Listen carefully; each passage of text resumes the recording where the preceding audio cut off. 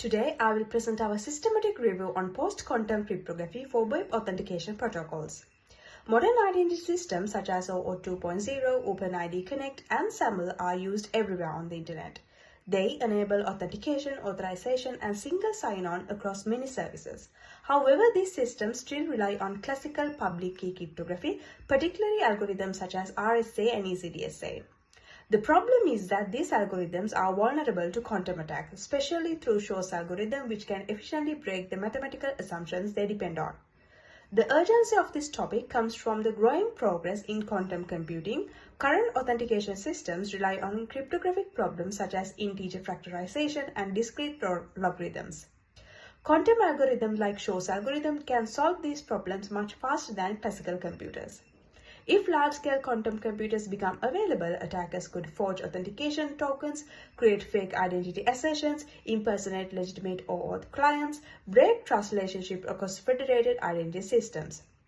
Another important concern is the harvest now, decrypt later attack model.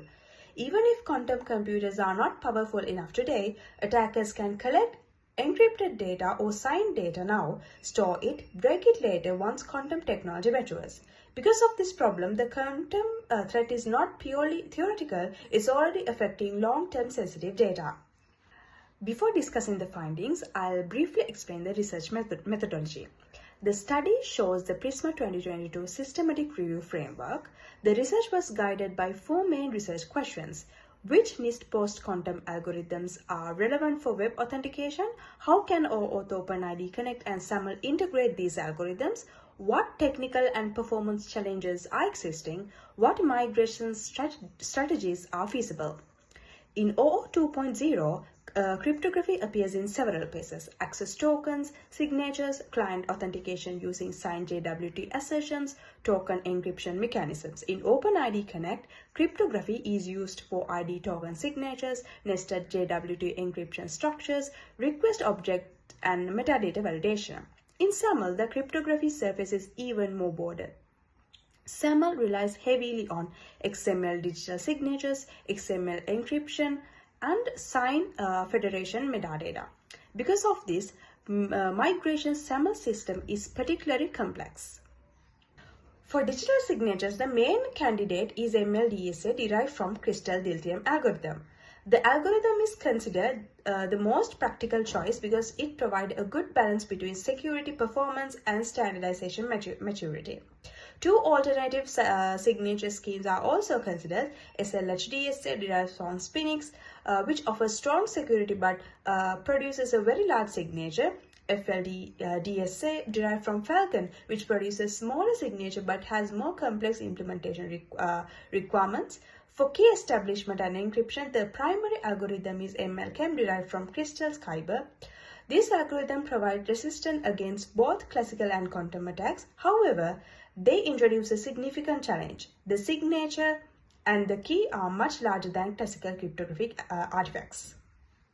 One of the most important findings of the review is the token size explosion represent the dominant migration barriers. For example, an ECDSA P256 signature commonly used in JW tokens is around 65 bytes. In comparison, MLDSA 65 signature is approximately 3,309 bytes. This means the post-quantum signature is roughly 52 times larger. The size difference creates several practical issues. Large tokens may exceed browser cookie limits, exceed HTTP header size limits, increase network bandwidth usage, slow down authentication workflows. In SAML systems, larger signatures also create problems for HTTP redirect bindings because URL length limits exceeds. Therefore, the migration challenge is not only cryptographic, it also requires redesigning how authentication tokens are transmitted, stored, and validated. To support post-quantum cryptography, these protocols must undergo several adaptations. For OAuth and OpenID Connect, this mainly involves changes to JAWS framework, which defines JW signing and encryption algorithms. New algorithms identifiers must be introduced to support post-quantum signatures. Systems may also need to move towards token by reference approaches, where tokens are stored server-side rather than transmitted entirely. In SAML system, migration is more complicated. SAML relies on XML security standards, which currently supported only classical cryptographic algorithms. This means new algorithm identifiers and extensions must be defined with the XML security ecosystem. Because of these constraints, SAML migration is considered the most operationally challenging scenario. Another important factor is ecosystem readiness. Post-quantum algorithms often introduce additional computational overhead. For example, studies show that dilithium-based signature verification can increase validation latency compared to classical ECDSA operations.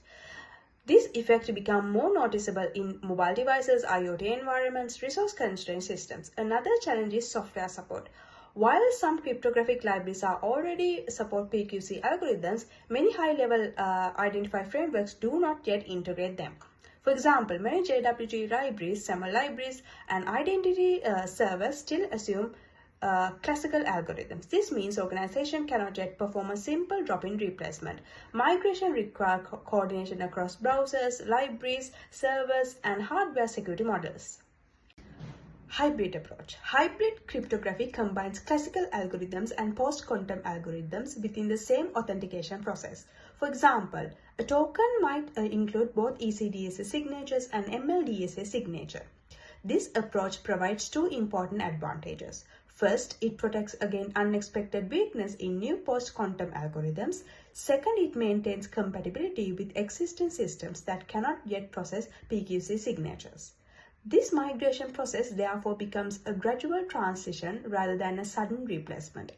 Organizations can begin experimenting with hybrid deployment while standardized and implementations continue to mature. Despite the recent progress, several important gaps remain.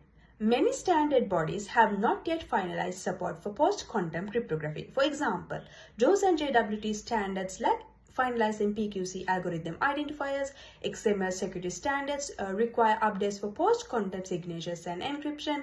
Identifier federation frameworks lack well-defined migration procedures. In addition, there are still limited reference implementations that integrate PQC into full authentication systems. Because of this, the challenge is not just algorithm design.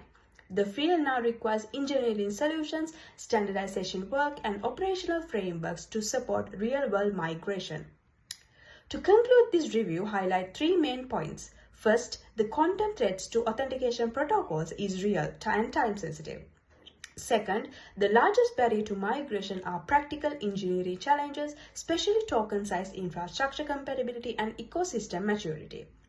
Third, the most realistic path forward is a hybrid migration, which allows organizations to gradually introduce post-quantum cryptography while maintaining compatibility with existing systems. By beginning preparing now, organizations can ensure that identity infrastructure remains secure through the transition to the quantum computing era. Thank you.